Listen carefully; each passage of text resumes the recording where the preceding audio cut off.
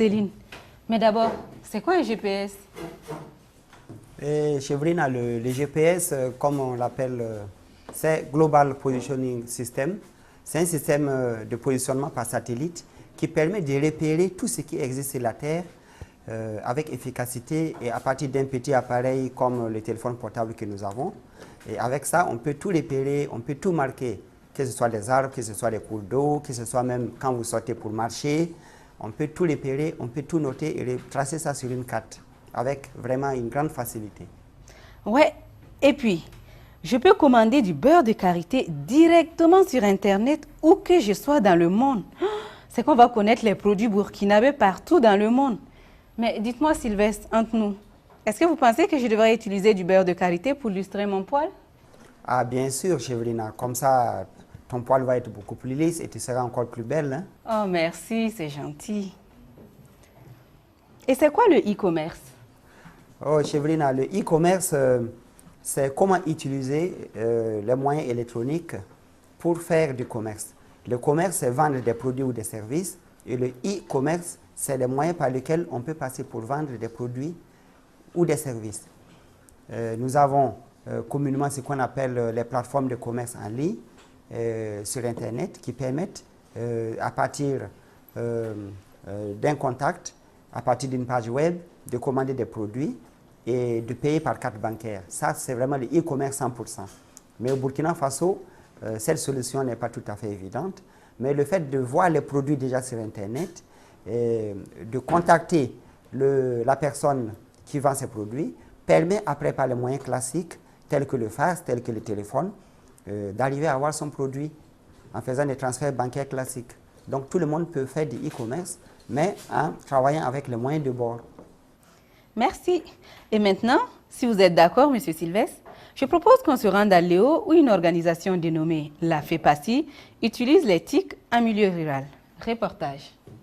La Fédération provinciale des professionnels agricoles de la Sicile, FEPACI, est un regroupement des différentes organisations de base des producteurs et d'éleveurs, des transformateurs qui se mettent ensemble pour faire en fait une fédération.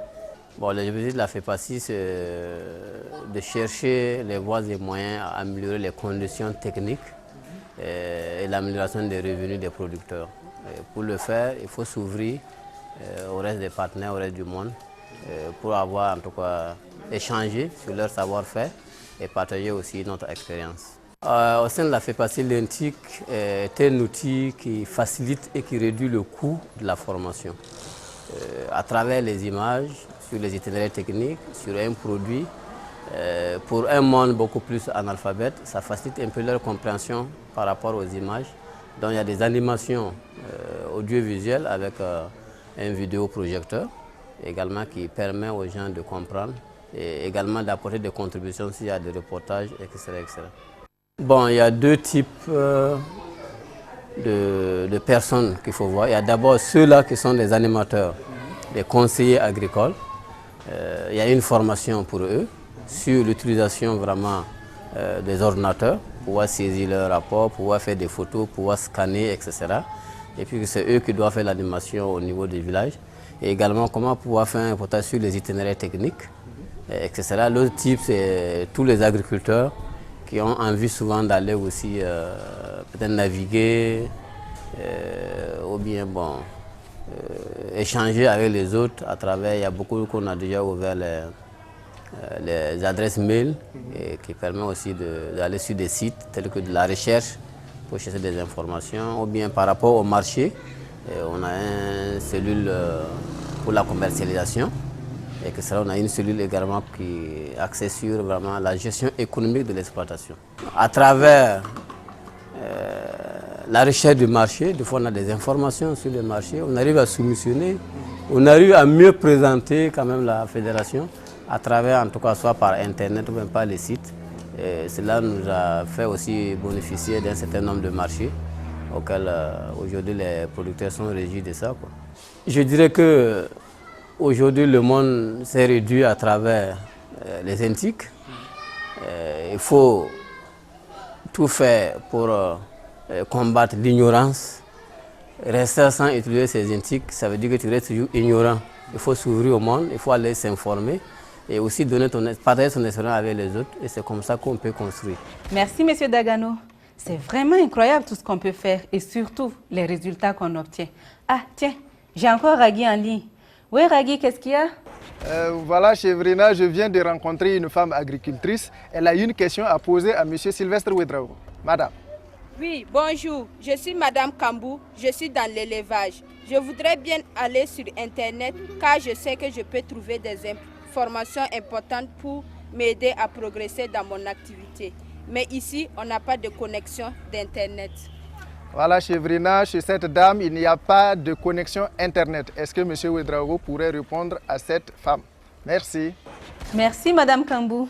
Vous avez tout à fait raison de soulever ce problème et vous n'êtes pas seul dans le cas. Monsieur Sylvestre, que répondre à cette pauvre dame? Ah, Chevrina, c'est vrai que l'Internet n'est pas parti au Burkina Faso. C'est vrai que l'État fait des efforts, mais la plupart des zones rurales ne sont pas encore couvertes par l'Internet. Mais c'est possible d'utiliser indirectement Internet. C'est de savoir ce qu'on veut trouver sur l'Internet, qui est une bibliothèque mondiale, savoir exactement ce que l'on veut et demander à une personne en ville de chercher l'information. Et cette personne peut imprimer les réponses de ce qu'elle va trouver sur Internet et vous les retransmettre ensuite. Donc, indirectement, on peut avoir des informations sur Internet. C'est comme les journaux qui sont produits à Ouagadougou et après, on les envoie en zone rurale pour que les gens puissent avoir des informations. C'est tout à fait la même chose. On a donc des solutions alternatives. Mais dites-moi, qu'est-ce que le réseau peut faire à son niveau? À Chevrina, le réseau peut faire beaucoup de choses. D'abord, le réseau doit penser à se renforcer, avoir beaucoup de membres, ça veut dire des cyberpaysans. Et plus il y aura des membres, plus le réseau pourra faire une pression sur le gouvernement afin que le gouvernement mette en place des systèmes Internet dans les villages. Parce qu'avec des satellites, on peut mettre l'Internet partout. Merci, Monsieur Sylvestre. On va à présent découvrir comment l'association des femmes de Parlaïri utilise, elle, les TIC. Elle fait aussi partie du réseau TIC et Agriculture et est justement basée à Zabré où ils n'ont pas de connexion. Par contre, elles sont en train de mettre en place une radio communautaire. Mais d'abord, c'est quoi une radio communautaire, Sylvestre? À Chevrina, une radio communautaire, c'est une radio qui est gérée par une communauté de personnes dans le monde rural. Et nous avons actuellement plusieurs radios communautaires au Burkina. Et ces radios communautaires permettent aux associations, aux ONG dans le monde rural d'informer leurs membres, même au-delà de ce qu'ils font comme activité dans le monde rural. Et c'est pas cher de mettre ça en place? Ah, bien sûr, Chevrina, ça coûte cher de mettre une radio rurale ou une radio communautaire. Mais ce qui est le plus important, c'est que les associations qui veulent mettre en place ces radios puissent savoir exactement ce qu'elles veulent et puissent avoir un programme bien clair, avoir une idée de ce qu'elles veulent faire avec ces radios communautaires. Et si ça c'est clair, bien sûr, elles peuvent avoir du soutien pour mettre en place ces radios en partenariat avec des organisations internationales et même locales. Cap à présent sur Zabré, reportage.